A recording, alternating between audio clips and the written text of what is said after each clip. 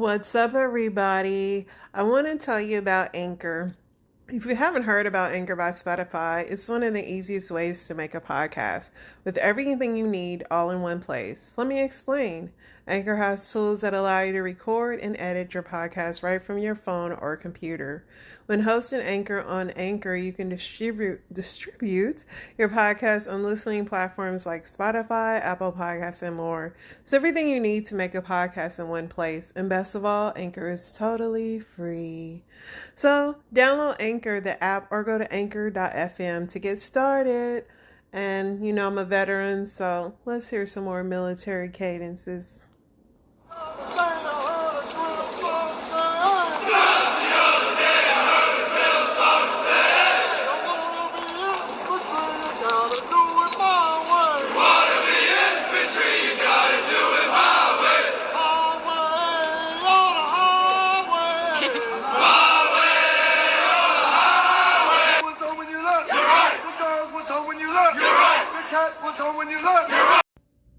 What's up, family? Here we are again, talking to each other on a gloomy weekday. So let's get into the news. So Speaker Pelosi is likely to make her future plans clear as soon as this week. So is she stepping down? Probably not. We know that they like to keep it going. Voting right organization supporting Senator Warnock says black voters they've spoken with remain energized because expanding Democrats' majority in Senate even by a single seat would have a significant impact. Georgia organizations are pushing to keep black voters energized. An Arizona man convicted of murdering two people in 1980 was put to death Wednesday in the state's third execution since officials started carrying out the death penalty in May, nearing a literally 8-year hiatus. Jay Leno's doctor says he hopes the longtime television host will be released within the week after suffering burns to approximately 7% of his body in a garage fire. The number of babies born prematurely has hit a 15-year high, putting an increasingly large number of infants at risk for physical and intellectual disabilities, according to non-for-profit group March of Dimes. A Chinese intelligence officer convicted of conspiring and attempting to steal sensitive trade secrets from the U.S. has been sentenced to 20 years in federal prison.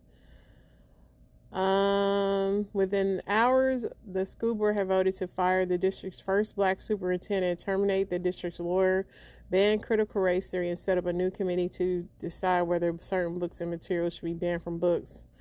There's some mom for liberty-backed schools firing, can't have that stuff taught. I don't understand why people are against that, because you do know when they get into the real world, all that stuff is going to be learned. So, I'm in my 40s and I'm still learning things that they lied to us about in school. Karen Bass becomes the first woman elected mayor of Los Angeles. Vegan can-ups and fat donations, how Sam Bankman-Fried won Washington before he lost everything. That's the crypto guy. Iran has plotted to kidnap or kill at least 10 British nationals or UK-based individuals perceived as enemies of the regime this year, Britain's domestic spy chief says. An unattended 2-year-old Tyler starved to death. Let's see here. An unattended 2-year-old Tyler starved to death after his father died at their upstate New York home earlier this year. Wow, that's sad. The father was 59. What we know about the University of Idaho students found dead in an off-campus home. So 4 Idaho students were found dead. They were college students. This is in Moscow, Idaho. The killings of 4 University of Idaho students Sunday elicited shock and sadness on the campus in the college city of Moscow and beyond. Let's see here. The victims were Kaylee Madison And they have been, for instance, sixth grade. And then you got Ethan, a triplet from Washington State, known for his love of sports and sense of humor, and Xana, a marketing major whose family call her positive light. The four were found slain in a home off campus. The suspect has not been arrested. Knoxville police don't believe there is an ongoing threat, and the evidence indicates that this was a targeted attack. Wow. You know, I've seen this a lot with all people, but especially young people. You gotta have your kids be aware of their surroundings, man, because people are preying on these young people more and more.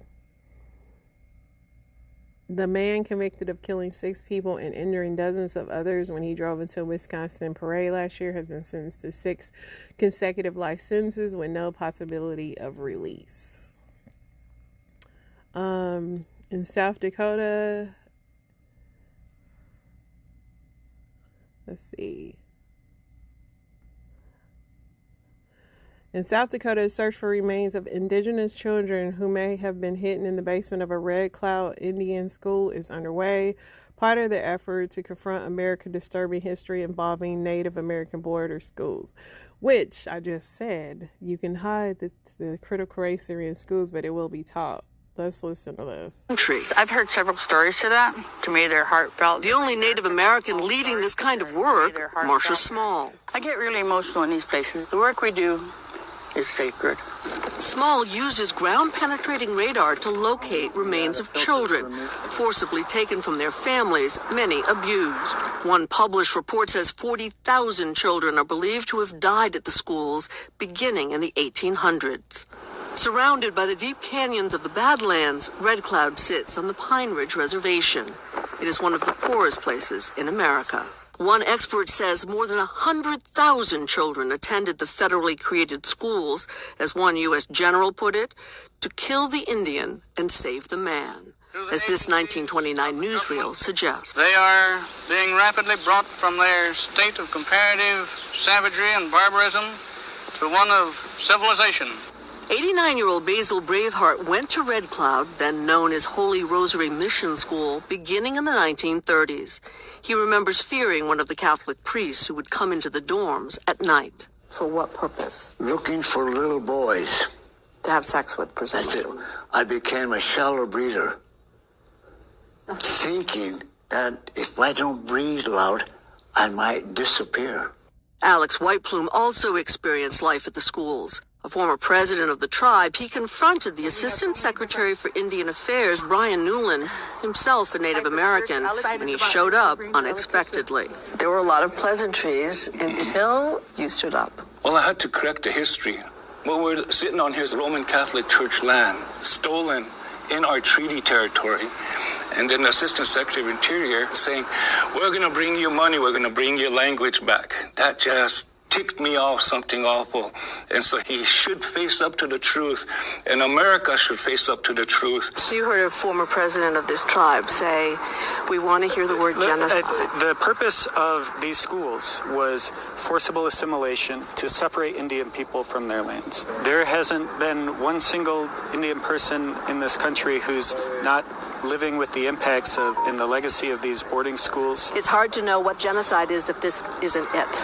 Again, we have to tell the whole story, and we've got to paint the full picture and acknowledge our own role. And we're at step 1.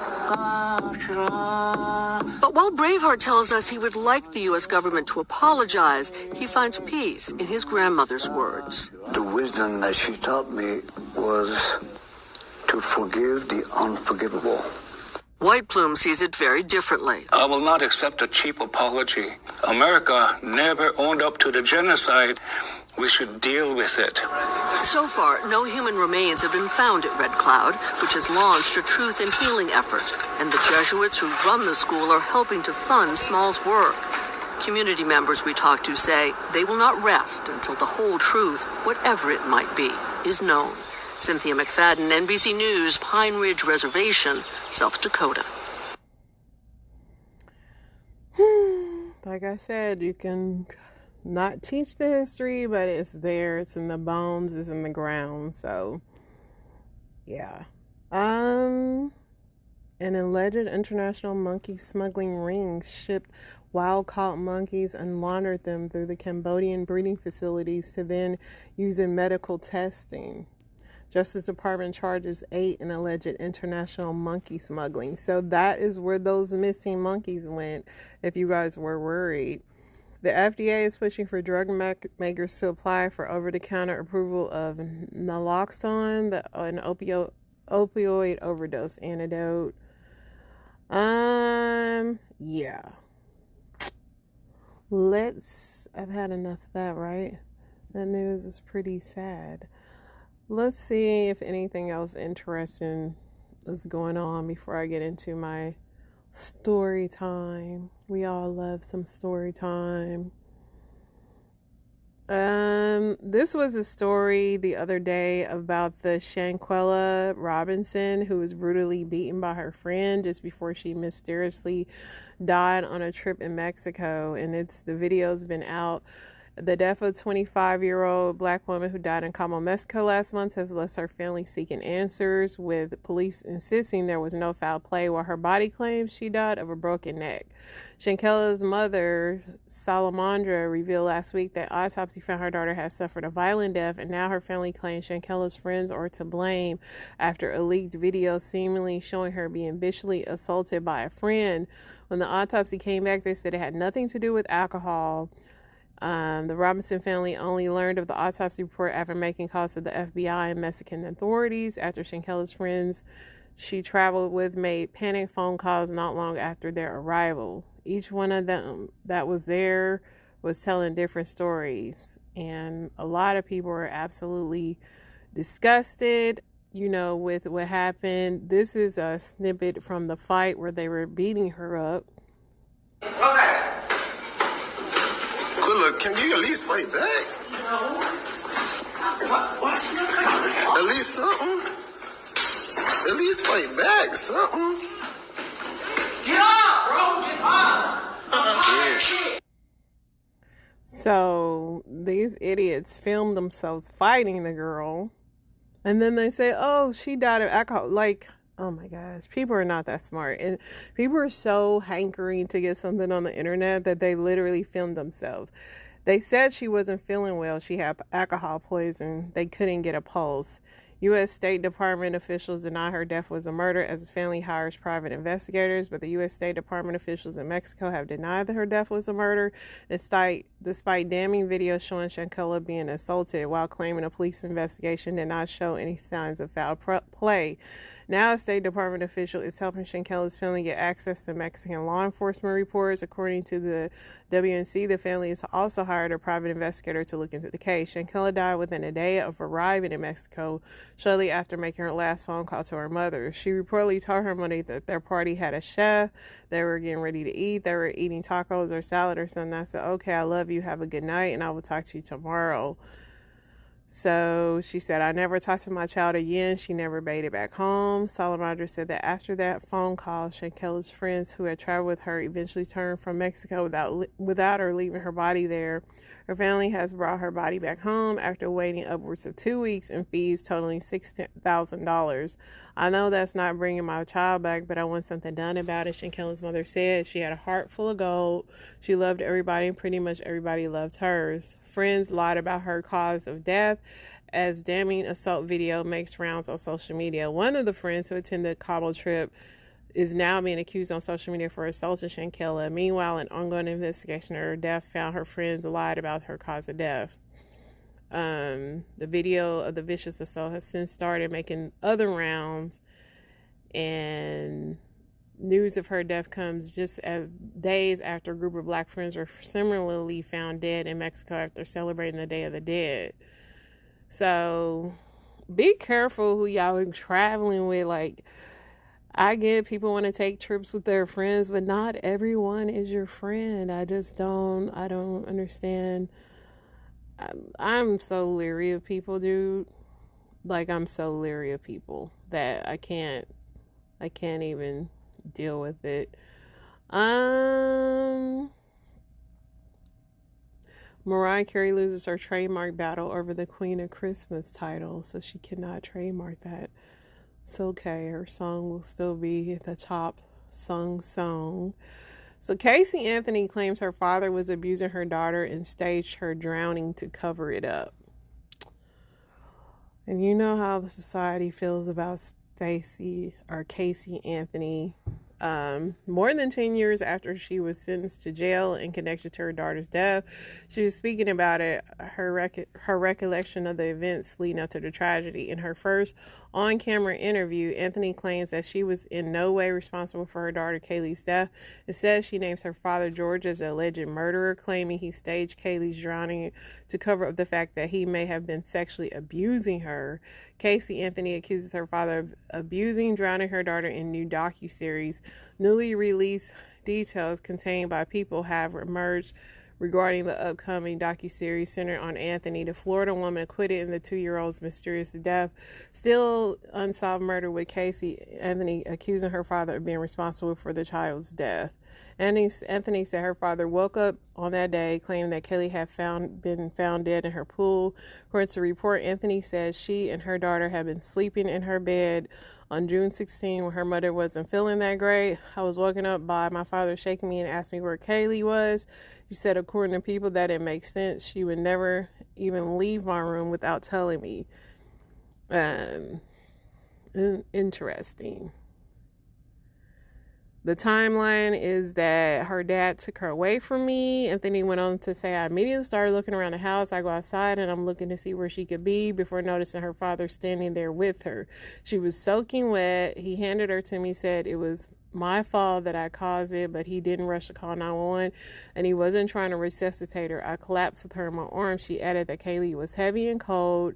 George Anthony then softened his son and took Kaylee from his daughter. He immediately stops his son and says, it's going to be okay, she according to the report. I wanted to believe him. He took her from me and he went away. After 11 years, Casey Anthony breaks her silence. Let's see.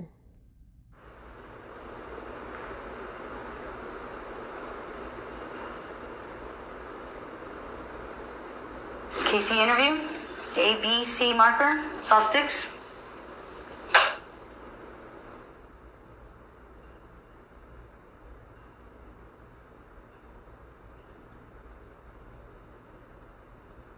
Why talk to me now when you're not getting creative control?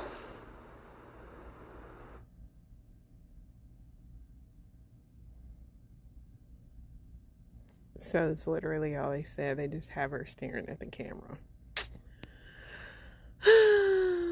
Doubts over Kaylee's death narrative. As an above-ground pool had no ladder and no way for her to shimmy up, she asserts her daughter had not drowned, noting the above-ground pool had no ladder and that there was no way of her to shimmy up. There's no way to explain that unless George put her in the pool to cover up what he did. For the next 31 days, Anthony spent time at her boyfriend's home but remained quiet about her daughter's drowning.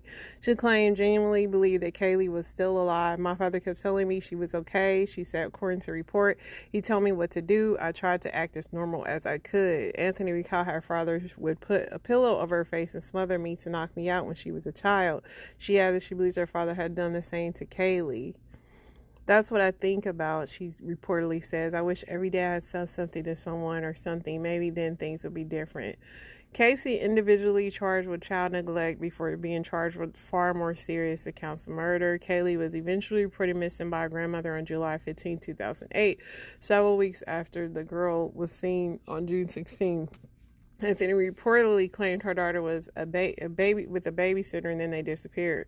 While she was initially arrested for the child neglect, she was later charged with more serious counts, including first-degree murder, after Kaylee's remains were found on December 11. During her trial, jurors deliberated for 11 hours before finding her not guilty of first-degree murder, aggravated manslaughter, aggravated child abuse. However, she is convicted of lying to law enforcement. Prosecutors' defense clash on Kaylee's death, 3-part docuseries. Jose, the Anthony's attorney, claimed Kaylee died after accidentally drowning, with her death then being covered up after the fact. Meanwhile, prosecutors alleged that Anthony suffocated the girl using chloroform before covering the daughter's mouth with duct tape. George and Cindy Anthony did not immediately respond to requests and comment. Casey Anthony, Where the Truth Lies, will be released after this month and features Anthony's first camera interview. in the 3-part docuseries, which will air on November 29th. And now 36-year-old provides new details and blames her father. The reason I'm just like, because it's like no parent. This happened in 2008. That is 14 years later. And you're just now saying something about this. It just, I get it, trauma or whatever, but it's just, I don't get it, if that makes any sense. Yeah, let's get into these story time. Hopefully something uplifting, man. I can't remember what I picked, so let's see. Mistakes that women make in bed that men hate. Number 1, not initiating sex with your partner. Because sometimes maybe that could be like an intimidating thing. Maybe get a little anxiety, like you don't know how to initiate it. Start off with touch in general. Slide the hand in the drawers. Number 2 is expecting him to do everything. The thing is like I think women believe that they're just the prize altogether. I need you to collaborate with me. Like niggas dancing. I can't dance when you just standing still. It's not a dance. So you're not here for a pillow princess? Nah. It's like you're not helping us get to the experience. A woman will be a pillow princess and then complain about what's not happening in sex. Third thing is being too quiet and unresponsive during sex. Number 1 thing, you can't be fearful. Fear is the worst thing you could have in the bedroom because it's preventing you from being present. It's preventing you from trying things. So what do y'all think about that? I am an initiator, but my husband is very much a man. So we like both. We don't have any problem. We're equal rights. Sometimes I attack him, sometimes he attacks me. I know that sounds bad, but yeah, you get it. Let's go to the next story. How many people do we have falling away from the faith right now? All because a church hurt their feelings. Now I thought I was done. I'm not done. Do you know why deconstructionism exists? Because discipleship didn't. And you got these people more in love with your church than in love with Jesus. And so when the church hurt them, they couldn't even stay committed to Jesus? Your pastor fell and you fell. Your small group's leader didn't let you have a small group, and you don't like the whole church no more? Not the church that didn't let you have a small group. The whole Big C church is off limits to you now. You got food poisoning at a restaurant. Did you stop going to restaurants? No, you stopped going to that restaurant. So don't sit here and tell me that I'm a deconstructionist and I just don't like the church anymore and I don't believe in Jesus anymore. You never did. You believed in your pastor. You didn't believe in Jesus. You believed in your pastor. And woe be to the pastor that makes people fall in love with them instead of fall in love with Jesus. So I do agree with him to an extent. Definitely I know a lot of people that have stopped believing in God because of what happened in the church, and then you didn't truly have a relationship with God. But also, on the flip side of that, church is where you're supposed to go to solace. It is supposed to be where you could be your most vulnerable. And unfortunately, there's a lot of predators in the church. So, I mean, it can make you afraid to deal with all of it because a lot of these new age churches are they're supposed to be representatives of God. Mind you, we're all supposed to be representatives of God, but the church is on a higher esteem and they're giving those people a bad name. They're giving God a bad name. And I know they'll be dealt with, but I get how it's just like, you know what? I've had too many bad experiences, but never stop believing in God over people because man is evil and man is not good. So there you have it. Let's go to the next one.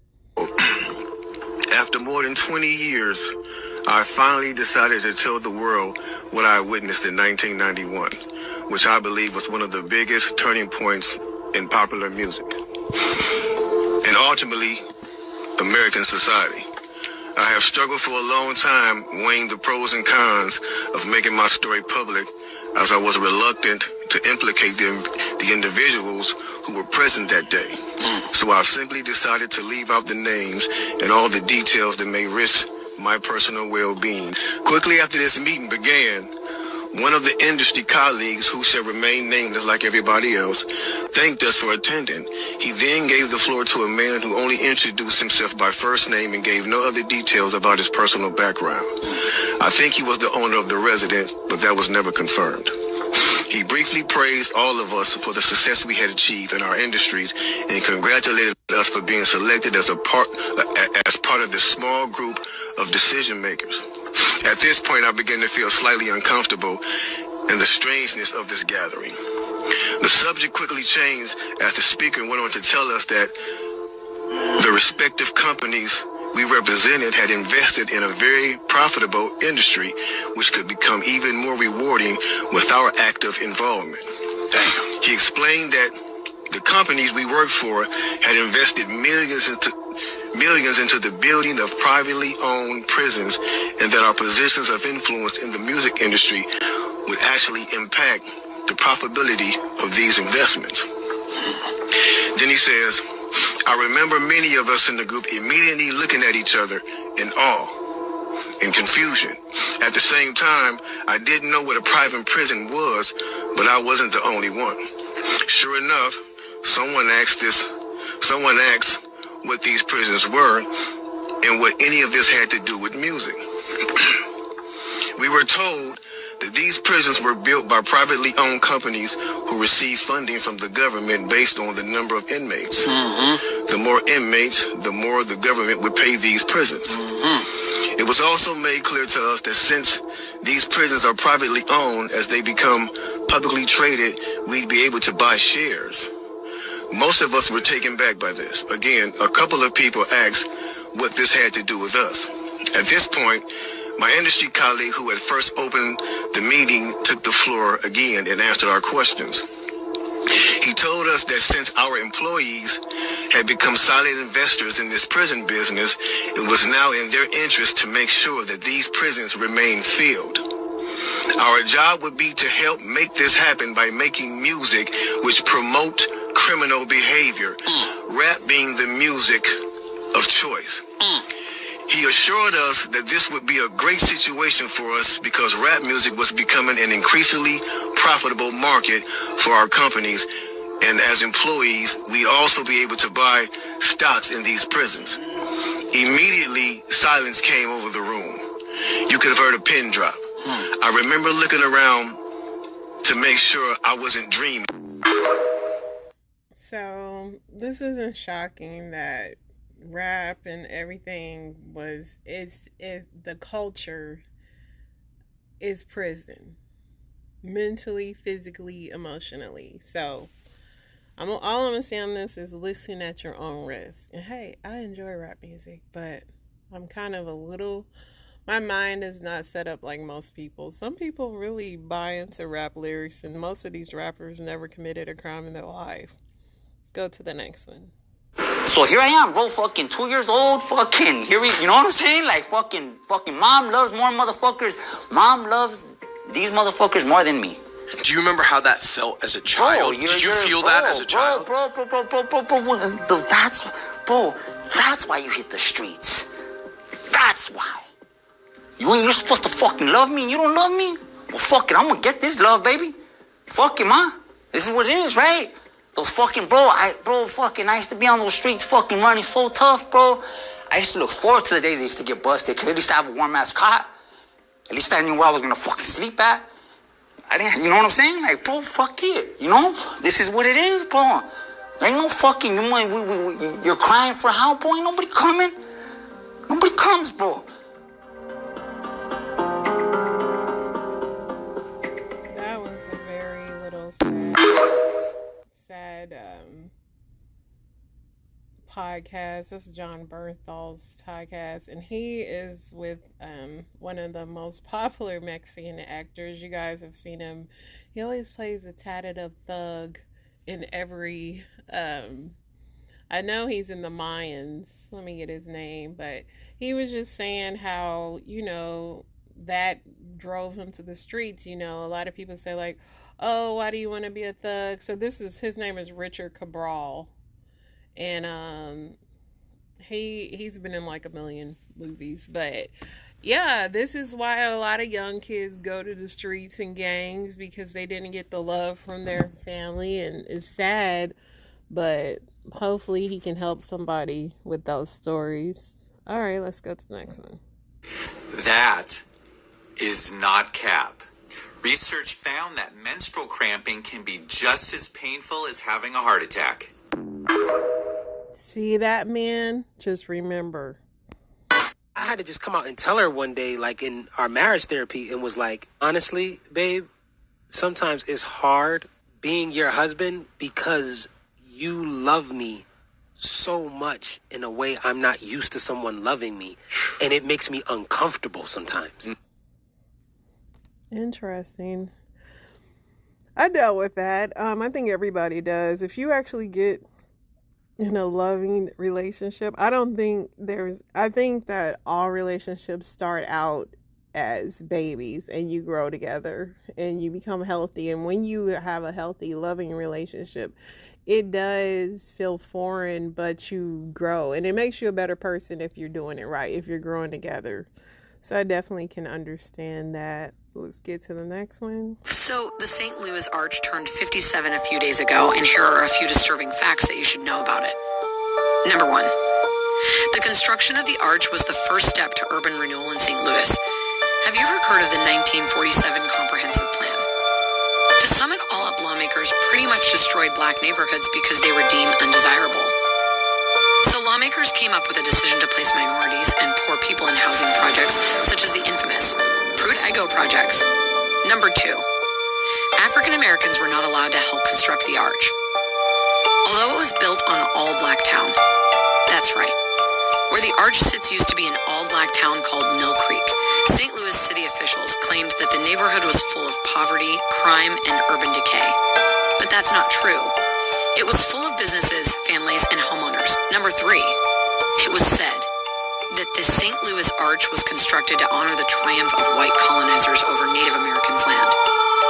It was cited and constructed in a way that prioritized the commemoration of a mythical white past, the taming of the West, over the reality of black residents, business owners, and workers.